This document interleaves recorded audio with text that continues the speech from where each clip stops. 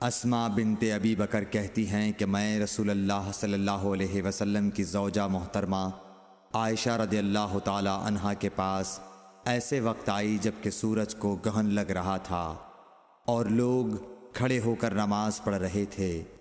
کیا دیکھتی ہوں وہ بھی کھڑے ہو کر نماز پڑھ رہی ہیں۔ میں نے کہا کہ لوگوں کو کیا ہو گیا ہے، تو انہوں نے اپنے ہاتھ سے آسمان کی طرف اشارہ کر کے کہا سبحان اللہ۔ میں نے کہا کیا یہ کوئی خاص نشانی ہے؟ تو انہوں نے اشارے سے کہا کہ ہاں، تو میں بھی آپ کے ساتھ نماز کے لیے کھڑی ہو گئی۔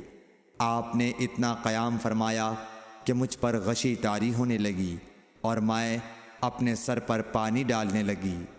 جب رسول اللہ صلی اللہ علیہ وسلم نماز سے فارغ ہوئے تو آپ نے اللہ کی حمد و ثنا بیان کی اور فرمایا آج کوئی چیز ایسی نہیں رہی جس کو میں نے اپنی اس جگہ نہ دیکھ لیا ہو، حتیٰ کہ جنت اور دوزخ کو بھی دیکھ لیا۔ اور مجھ پر یہ وحی کی گئی ہے کہ تم لوگوں کو قبروں میں آزمایا جائے گا، دجال جیسی آزمائش یا اس کے قریب قریب۔ راوی کا بیان ہے کہ میں نہیں جانتی کہ اسماء نے کون سا لفظ کہا۔ تم میں سے ہر ایک کے پاس اللہ کے فرشتے بھیجے جائیں گے اور اس سے کہا جائے گا کہ تمہارا اس شخص یعنی محمد صلی اللہ علیہ وسلم کے بارے میں کیا خیال ہے؟ پھر اسماء نے لفظ ایماندار کہا یا یقین رکھنے والا کہا، مجھے یاد نہیں۔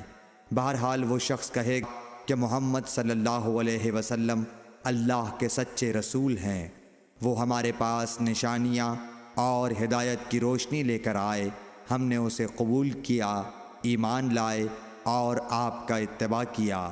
پھر اس سے کہہ دیا جائے گا کہ تو سو جا، در حال یہ کہ تو مرد صالح ہے اور ہم جانتے تھے کہ تو مومن ہے۔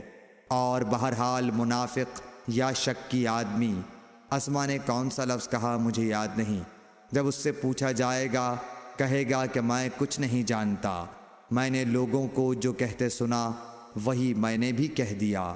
صحیح بخاری حدیث نمبر 184۔